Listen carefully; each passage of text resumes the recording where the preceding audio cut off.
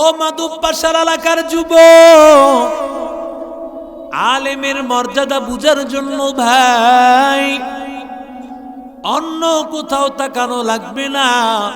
আল্লাহ বলেন ওয়াফি আনফুসিকুম আফালা তুবসিরুন।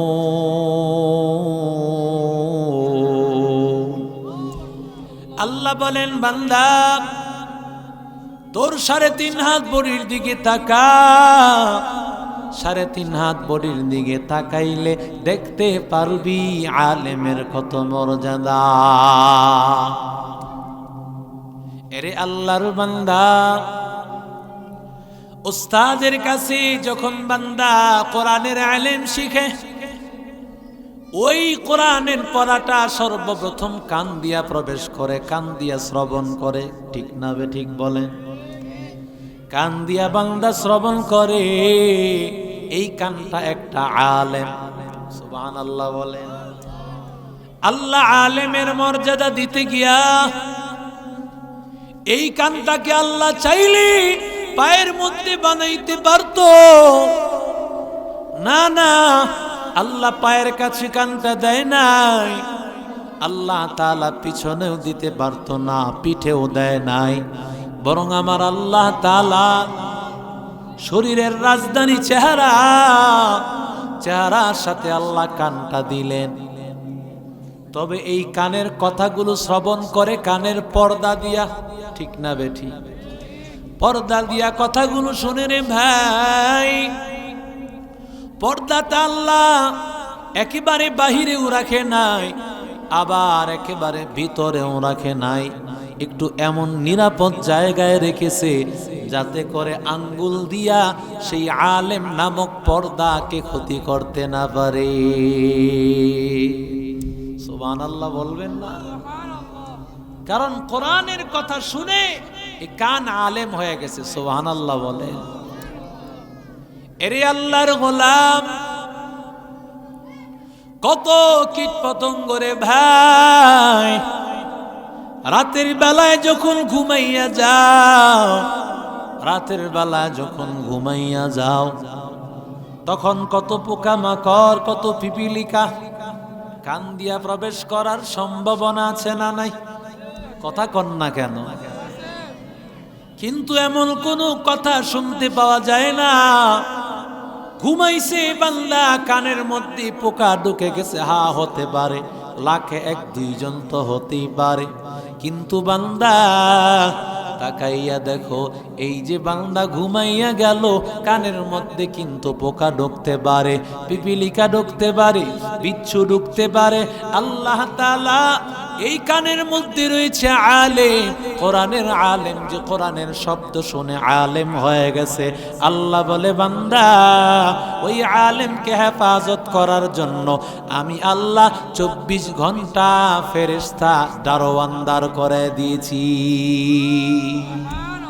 আরো জোরে বলেন, ইয়ারফাইল্লাহুল্লাযীনা আমানু মিনকুম ওয়াল্লাযীনা উতুল ইলমা দারাজাত।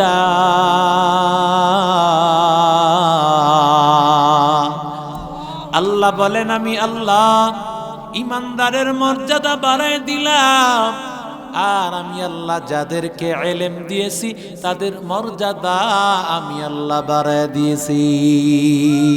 ইলমেরা জাজো করদান বেহিসাব, খলকেরা দান জওয়াবে বাসওয়াব, রাজিনা কিসমাতাল জব্বারি ফিনা, لنا علم وللأعداء مال، فإن المال يفني عن قريب، وإن العلم باق لا يزال।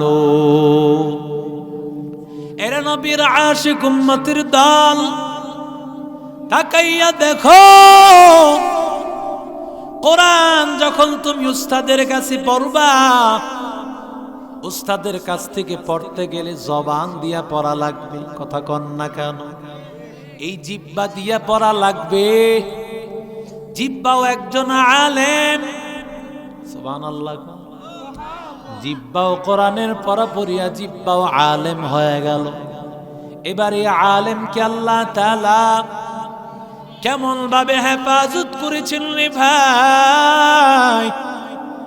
এই আলেমকে আল্লাহ এমন ভাবে হেফাজত করেছেন, 32টা দাঁত নামক আল্লাহ পুলিশ লাগায় দিয়া আল্লাহ এমন ভাবে হেফাজত করেছেন যাতে করে কোনোভাবে আলেম নামক জিহ্বা কষ্ট না পায়। হুজুর মাঝে মধ্যে যে জিহ্বায় কামড় লেগে যায়, সুবহানাল্লাহ কোন হয় কি হয় না? দেখেন, পুলিশের কাজ হলো জনগণের উপকার করা। মাঝে মধ্যে পুলিশ জনগণকে বাড়িও দেয় কি দেয় না? কথা বলেন, কেন দেয়? হয়তো তার অনিয়মের কারণে যেই জায়গায় তার থাকার দরকার ছিল সেখান থেকে চলে গেছে, অন্যায় করেছে বিধায় তাকে আঘাত করা হয়। ঠিক তেমনি ভাবে জিহ্বার জায়গা হলো দাঁতের ভিতরে থাকা। জিহ্বা যখন মাঝে মধ্যে তার জায়গা অতিক্রম করে, দাঁত দিয়ে আঘাত করে তাকে ভিতরে পাঠায়, তোর জায়গা বাহিরে না, তোর জায়গা ভিতরে। সুবহানাল্লাহ। এরে আল্লাহর গোলাম, শুধু তাই নয় রে যুবক, আল্লাহ আরো 2টা ঠোঁট নামক আল্লাহ আবরণ দিয়া আল্লাহ তাআলা ঠোঁট নামক 2টা দরজা বন্ধ করে দিয়া আরো হেফাজত করে দেন। কেমন ভাবে আল্লাহ তাআলা হেফাজত করেছেন? কারণ জিহ্বা নামক আলেম বান্দার ভিতরে আছে, আল্লাহ এই জন্য এটাকেও আল্লাহ মর্যাদা বাড়ায় দিয়েছে। এবার তাকায় দেখো, 3 নম্বর হলো চোখ। পড়া পড়তে হইলে চোখ দিয়া দেখা লাগে কিনা?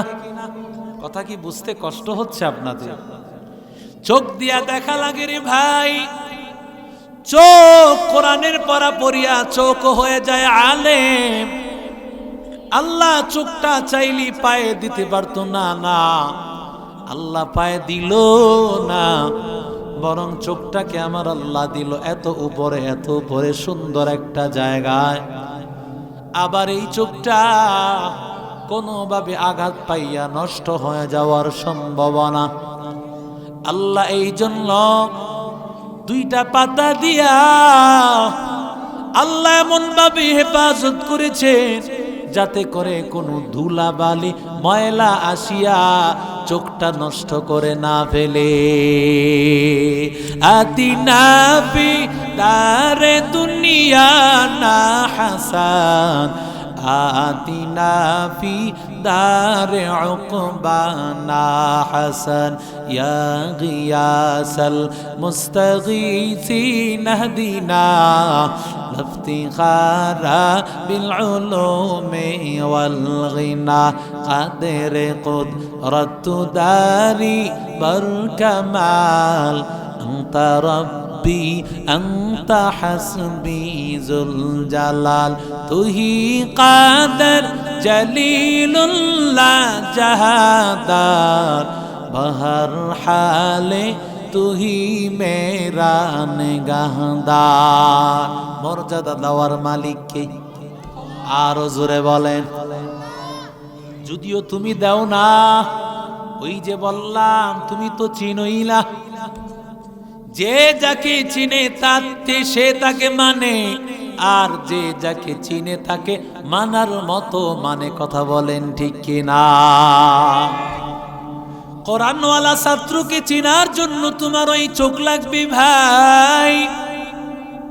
হাফেজকে চিনার জন্য তোমার ওই 2টা চোখ লাগবে।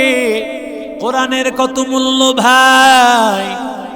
রাহমাতুল লিল আলামিন বলেন, ওয়া ইন্না ফাজলাল আলিম লাতাদাউল মালাইকাতু আজনিহাতাহা রিজান লিতালিবিল ইলম। মায়ার নবী বলেন, কোরআনের ছাত্র যখন মাদ্রাসায় যাওয়ার জন্য হেঁটে হেঁটে যায়, আল্লাহর ফেরেশতা ওই কোরআনওয়ালা ছাত্রের পায়ের নিচে কুদরতি রহমতের ডানা তাদের পায়ের নিচে বিছায়া দেয়। এরে আল্লাহর গোলাম, ইয়াকুব নানুতুই দারুল উলুম দেওবন্দের প্রথম শাইখুল হাদিস, এত বড় আলেম, এত বড় বুজুর্গ, এত বড় আল্লাহওয়ালা, কেমন আলিম রে ভাই। একদিকে আল্লাহ তাআলা কত বড় আলেম বানাইছেন, যিনি দারুল উলুম দেওবন্দের শাইখুল হাদিস, সুবহানাল্লাহ বলে। অন্যদিকে তার আধ্যাত্মিক অবস্থা কেমন।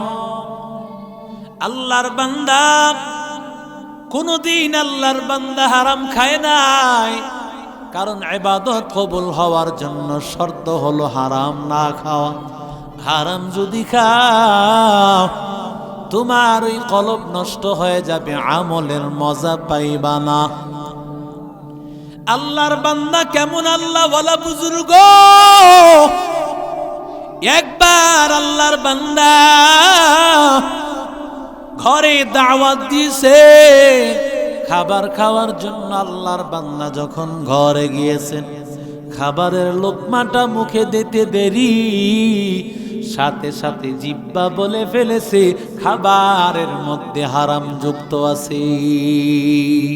আউলিয়ারা কারে উকবা ইখতিয়ার, জাহেলারা কারে দুনিয়া ইখতিয়ার। মাইলে মোমেন সুয়ে মোমেন মিশাওয়াত, মাইলে কাফের সুয়ে কাফের মিশাওয়াত। এক জমানা সোহবতে বা আউলিয়া বেহতর আজ সাদ সালা তাআত বেরিয়া। আল্লাহর বান্দা মুখের মধ্যে খাবার নেয়, মুখের মধ্যে খাবার নেওয়ার পর জিহ্বা যখন বলে দিল এটা হারাম, সাথে সাথে খাবারটা ফেলে দিয়েছে। কিন্তু কিছু সামান্য খাবারের স্বাদ জিহ্বা তো লেগেই গিয়েছে। আল্লাহর বান্দা কয় এই সামান্য পরিমাণ খাবারের স্বাদ যে জিহ্বায় লেগেছে, এই হারাম খাবারের সামান্য স্বাদ জিহ্বায় লাগার কারণে আমি প্রায় 40 দিনের মতো আমলের মধ্যে মজা পাই না। আর হারাম তো এখন আমি দিন রাত অহরহ বছরের পর বছর, ঠিক কিনা জোরে কর। কাজ কি বলে, কাজ কিছুই নাই, কিন্তু মাসে লাখ লাখ টাকা ইনকাম আছে না নাই? এখানে নাই, বন্দর এলাকায় মাদক পাশাতে নাই, শহরের এলাকার কথা বলতেছি। কোনো কষ্ট নাই, মেহনত নাই, বলে বহু রাস্তা আছে টাকা আসার। কি রাস্তা? টাকা ফেলে রেখেছে।